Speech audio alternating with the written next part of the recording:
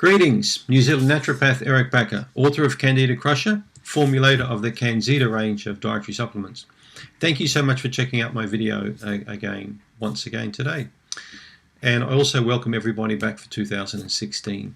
I completed many hundreds of videos in 2015 and I expect to do the same for 2016. So please keep commenting on my videos. Make sure you subscribe to this channel. I do appreciate all you subscribers out there. The subscribers certainly, I try and respond to all your comments as much as I can. I delete the stupid or crazy comments, and I certainly appreciate the good comments. So keep those comments coming through.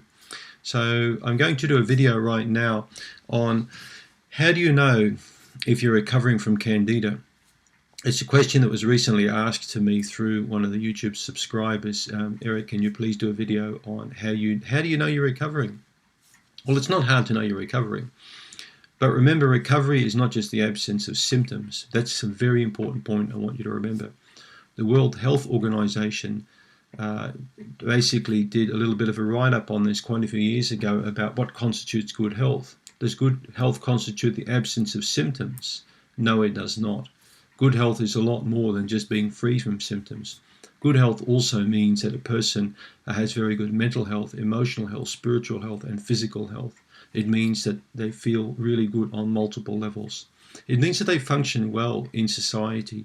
They feel good about themselves and they feel good about their relationships with people around them. So a healthy person is a balanced person, a person who feels optimistic about their life. They enjoy living. They really enjoy being alive, and they appreciate the short amount of time that they've got, while they are on Earth. So, so how do you know you're getting well? Well, as I mentioned, it's not just the absence of symptoms. It's a lot more than that. But if you've got symptoms, I really do believe in what was written a long time ago. A guy called Dr. Constantine Hering, who lived many years ago, and he worked out what we now call Hering's Law of Cure. And you'll be wondering, well, what's this guy on about with this Hering's Law of Cure? Well, think about it logically. Symptoms, Dr. Hering believed that symptoms reappear in the reverse order of their onset. So a symptom that you've more recently had is one that's more recently going to disappear. A symptom you've had for a long time is generally going to take longer to disappear. I mean, that's logical, common sense, isn't it? So if you've had, say, a tummy ache for 10 years, but you've had a skin problem for 6 months, it's more likely that the skin problem is going to clear up before the tummy problem will clear up. You don't need to be a brain surgeon to work that one out. So that's part of Hering's Law of Cure, that symptoms disappear in the reverse order of their onset. Symptoms also tend to disappear, for many other reasons, obviously, but that's one of the clever parts of the Law of Cure. I want you to remember that one always, that symptoms will appear in the reverse order of their onset. So if you've had symptoms disappear on you, try and work out when you first had that symptom. Something that I'd like you to do if you've got multiple complaints is to get a piece of paper. Just get a sheet of paper and write down all the complaints on a piece of paper that you've got and try and work out sort of roughly, chronologically, over a time period when you've actually had those symptoms, when they appeared, how long you sort of think you've had them for.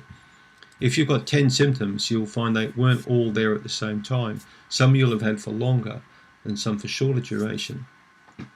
That's a very important thing for you to do, because when you're truly getting well, the symptoms will certainly slowly disappear in that Law of Cure, as I mentioned. So feeling well also means that you'll have windows or periods of feeling really good, and other times you're feeling not so good, and other times you're feeling terrible. I wrote about this in Candida Crusher in the introduction, right up at the beginning of the book, about what I call the window of opportunity. So many patients tell me when they recover, there'll be some days where they wake up and they feel fantastic. They feel really, really good.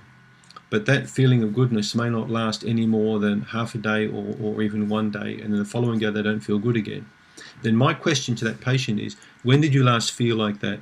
Oh, not for a long time. I haven't felt that good for maybe for a couple of years. So that is very important, because that means the window opens up for a brief period and then it closes again. But as the person keeps progressing along the road to recovery, the window stays open for longer and longer. And eventually, when the person's really good, the window can stay open for weeks or months or even years at a time. Now, people like me, many people in great health like me often take that for granted because my window's open all the time. I only occasionally get the window shut.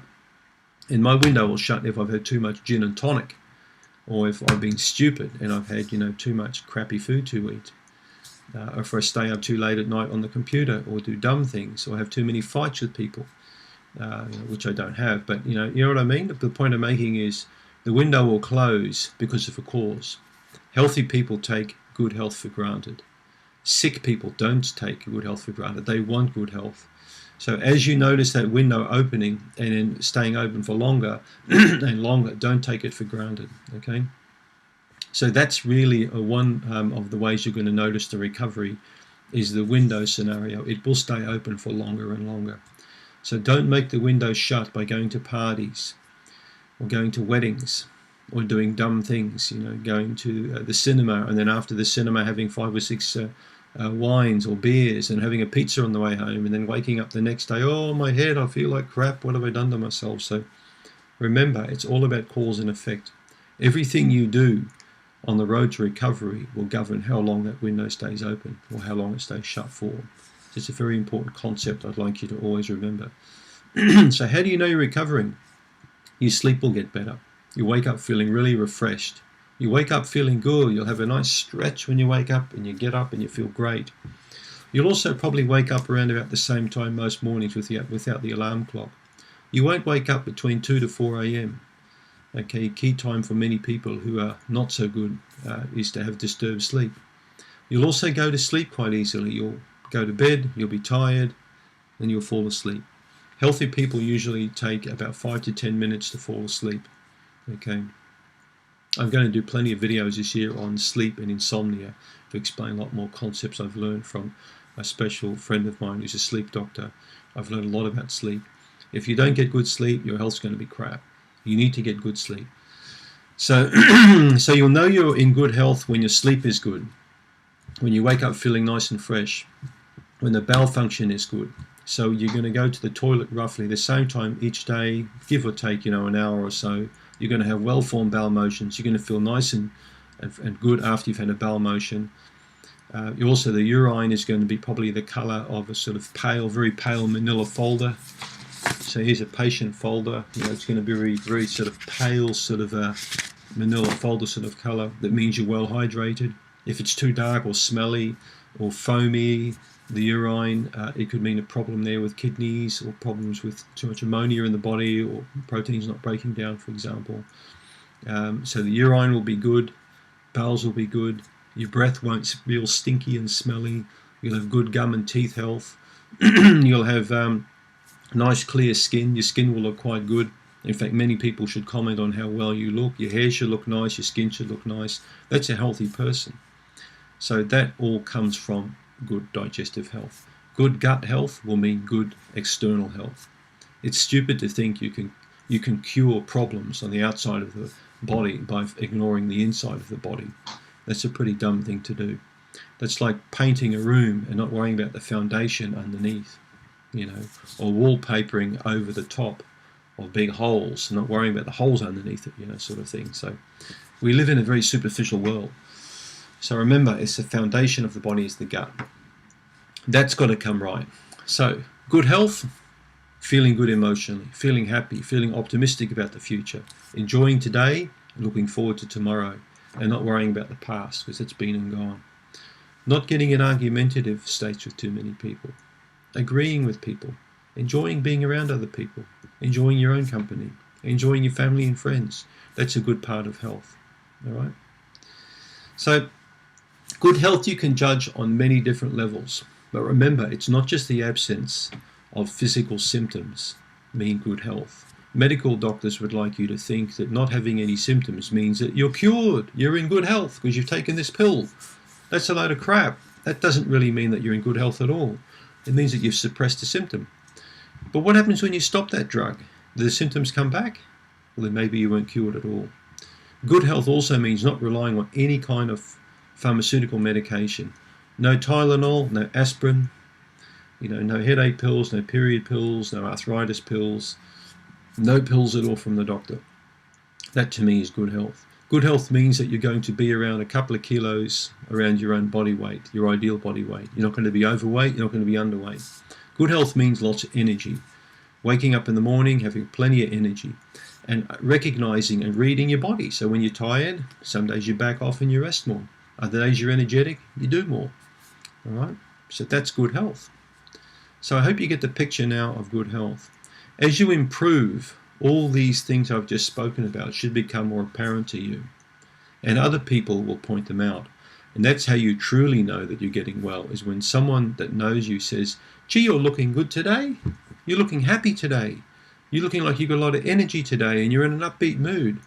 Now I want you to carefully remember that, because when somebody else recognizes it, it probably means that you haven't been like that for a long time, but now they're noticing it. Now, if 2 or more people say this, you're well on the road to recovery. And it means that the window has been open for long periods of time, but you're not even recognizing the window anymore. Because you've been sick or pessimistic for so long, you might even have sunglasses on, don't even want to look at the window. All right? So if people are recognizing you're getting well, it's a wake-up call for you. And it also means that you are on the right track to recovery. So again, I wish you all a happy new year out there, and all of my fans and subscribers, and I wish you all the best for 2016. Don't forget to subscribe. Check out myyeastinfection.org. Have a look at my CanXida products at CanXida.com, and please keep the comments coming in. And also, if you have any requests for videos, I'll be quite happy to take those now. Thank you so much.